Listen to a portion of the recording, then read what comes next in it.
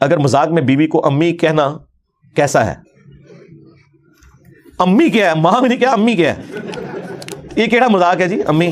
हाँ, तो ठीक है, फिर आप वो कफारा अदा करें जो कुरान में लिखा हुआ है पारा नंबर 28 के अंदर। कफारा तो बहरहाल वो माफ नहीं होगा। वैसे तो नबी इस्लाम से पहले तो एस्टेब्लिश था, इसे कहते हैं जिहार करना। ज़माने जालियत में जिहार इक्विवेलेंट टू तलाक होता था, लेकिन इस्लाम ने एक स्टेप आपका तय करवा दिया कि इसको इक्विवेलेंट टू तलाक नहीं माना जाएगा। लेकिन सूरतुल मुजादला के स्टार्ट ही में उसके अगेंस्ट फिर कफारा आ गया कि अगर कोई अपनी बीवी को मां कह बैठे तो उसका कफारा क्या होगा। पहले जमानों में तो था तलाक हो जाती थी, इस्लाम ने कहा तलाक नहीं होगी, लेकिन आप इसका कफारा अदा करेंगे।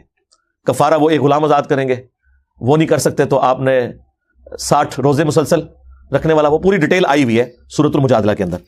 तो ये काम तो आपको करना पड़ेगा, 60 मिस्कीनों को खाना खिलाना पड़ेगा, अगर वो भी नहीं तो फिर आपने 60 रोजे रखने होंगे।